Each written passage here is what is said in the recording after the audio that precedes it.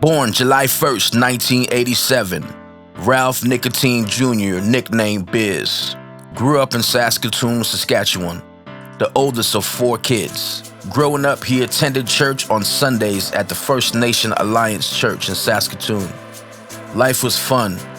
At age 14, he started traveling with his parents doing ministry. His dad was an evangelist and his mother was a worship singer.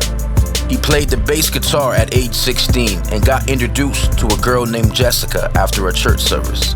Their parents got to be good friends, and with that, they got to know each other and get closer. Less than a year, she got pregnant. 3 months before they had the baby, his mom and dad split. Biz and his dad got kicked out, and he took it very hard. He started not caring anymore, started drinking and smoking. Even though he had a girlfriend and a baby on the way, he was pushing himself away from them.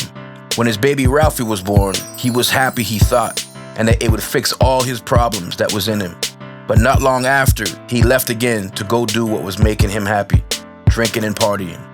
He'd go back and forth with Jessica. Not long after, she got pregnant with Dominic. He moved back in with her and tried being someone he wasn't. A couple of months after, they broke up again, and during that time, she got pregnant again with their 3rd boy, Tristan. They got back together a few months after that, and this time, he stayed for a couple of years, but still addicted to the party life, so he would bring it home. Life continued like this for another 2.5 years, before slowing down and becoming a family guy. 3 years after Tristan was born, Jessica got pregnant again with their 4th boy, Stephen. 28 days after Stephen was born, they got married. Married life was fun. 2 months after the wedding, he fell back into his addictions and decided to go out to the club after his security shift at work. That night, he got jumped by 6 people. All stomped on his head and drove over his foot. He woke up in the hospital with Jessica beside him. And after all that he put her through, she still took him back and looked after him. For 7 months after that, they attended a marriage encounter. It was fun, a fun weekend. 3 months after that, he left his family and moved away and partied for the next 2 months before coming back home again with no place to live. They moved in with his dad in a 2-bedroom apartment, and for the next 6 months before moving in their own suite in December of 2012. During the months, he continued to drink once in a while. He started working for a moving company and making money for his family. Life seemed to be great. They were getting closer than ever. In September, he started with a new company and met the wrong people and started falling back into the old ways. It started with a drink after work, then went to drinking for a few hours and going home drunk, and to the point where he wouldn't even go home. He'd stay out all night, and at the same time he started selling drugs and working with gangs. Life was out of control, more than ever. 2 months later, Jessica asked, "Do you still want to be married?" Biz said no.